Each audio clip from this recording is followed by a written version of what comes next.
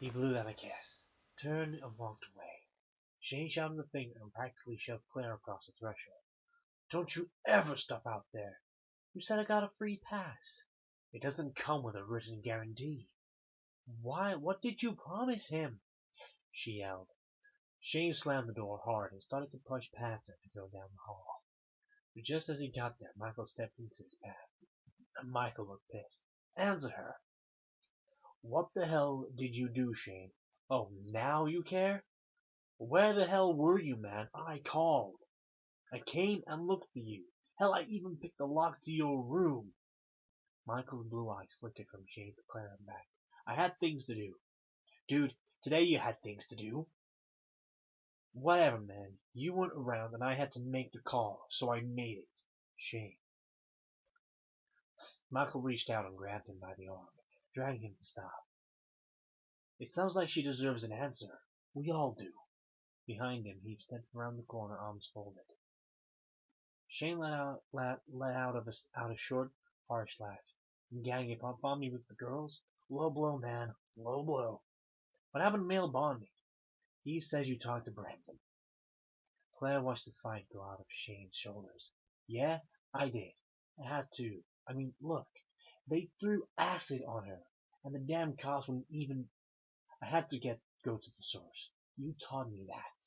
You made a deal with Brandon. Michael said, and Claire heard the sick tremor in his voice. Oh, damn it, hell, Shane. You didn't. Shane shrugged. He wasn't meeting Michael's eyes. Dude, it's done. Don't make a thing out of it. It's only twice, and it can't drain me or anything. Shit. Michael turned and slammed his hand hard into the window frame. You don't even know her, man. You can't make a crusade out of this. I'm not. She's not Alyssa. Michael yelled, and that was the loudest shout she'd ever heard in her life. Claire flinched and stepped back, and saw Eve do the same behind him. Shane didn't move. It was like he couldn't. He just stood there, head down. And then he took a deep breath, raised his head, and met Michael's furious eyes. I know she's not Alyssa, he said, and his tone was still quiet and completely cold. You need to back the fuck off, Michael. And you need to stop thinking I'm the screwed up kid. You knew back then. I know what I'm doing, and you're not my dad. I'm the closest thing you have to family around here, Shane.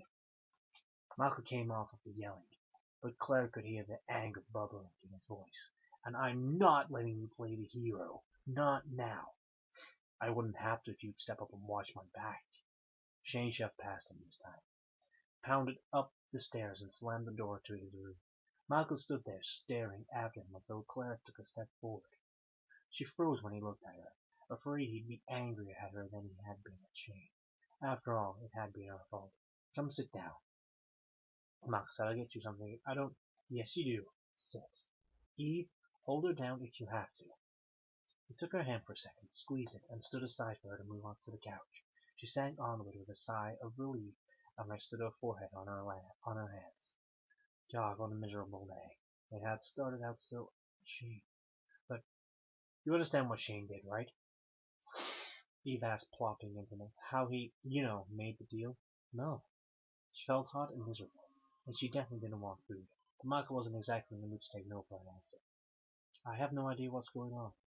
Shane traded 2 sessions to Brandon in exchange for him leaving me alone. What? Claire looked up, mortally confused. Was Shane gay? She hadn't even thought about the possibility. Sessions. Bites. Eve mimed fangs. The agreement is that Brandon can fang him twice. He just can't, kill him. It's not about food, it's pleasure. And power. Eve smoothed her pleated black skirt and frowned down at her short, black fingernails. Michael's right to be angry about it. Not killing somebody is a hell of a long way from not hurting them. And Brandon's got a lot of experience in making deals. Shane doesn't. Somehow she'd known that. From the way Shane had acted, the way Brandon had been watching them, the way Michael had been so angry. It wasn't just that Shane had told Brandon to back off or made some dumbass promise. Shane had traded his life for hers, or at least he was risking it. Claire gasped and fear prickled her skin and so hard it was like rolling in needles. But if he gets bitten, will he turn into a vampire? Eve shook her head. It can't work that way. Or Morgan will be the undead metropolis by now for sure. All my life I've never seen or heard anybody turn into a vampire from a bite. The suckers around here are really old. Not that Shane wouldn't look completely hot with a nice set of fangs, but she fiddled with the pleats on her skirt. Shit. This is stupid. Why not me? I mean, not that I exactly want to, not anymore, but it's worse for guys. Worse? Why? He shrugged, but Claire could see she was avoiding the question. Shane's definitely not going to be able to handle it. Boy can't even let somebody else have the last corn dog. And he doesn't even like corn dogs. He's a total control freak. She fidgeted for him a few more seconds and then added softly, and I'm afraid for him. When Michael came back into the room, Eve jumped up and ran around moving things, stacking things, until Michael gave her a none too subtle signal to leave, which she did, making some excuse Claire didn't hear, and clattered upstairs to her room. Michael handed Claire a bowl. Chili, sorry, it's what we've got. She handed and took a spoonful because she'd always pretty much done what she was told, and the second the chili hit her tongue, she realized that she was starving. She swallowed it almost without even chewing, almost scooping up the next bite before she knew what she was actually doing. Shane needed to go into the chili business. Michael slipped into the leather armchair to the left and picked up the guitar he'd laid aside.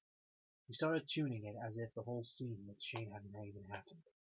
She ate, stealing glanced at him as he bent the instrument over the instrument, drawing soft, resonant sounds. You're not mad? She finally asked him, mad? Didn't raise his curly blonde head. Mad is what you get when somebody flips you the finger on the freeway, Claire. No, I'm scared, and I'm trying to think what to do about it. She stopped chewing for a second, then realized that choking on food wasn't likely to make things any better. Shane's hot-headed, Michael said. He's a good guy, but he doesn't think. I should have thought for him before I brought you in here. Claire swallowed. The food had suddenly gone a little sour in her mouth, so she put the spoon down. Me? Michael's fingers stilled on the guitar strings. You know about his sister, Alyssa? That was the name Michael had thrown out. The one that had hurt Shane. She's dead. Shane's not a complicated guy. If he cares about somebody, he fights for them. Simple. Alyssa was a sweet kid. And he had that whole big brother thing working. He'd have died for her. Michael slowly shook his head. Nearly did. Anyway, the point is that Alyssa would have been your age by now. And here you are getting hurt by the same bitches who killed his sister, trying to get him. So yeah, he'd do anything. Anything not to have to live through that again. You may not be Alyssa, but he likes you. And more than that, he hates Monica Morale. So much Michael couldn't seem to say it.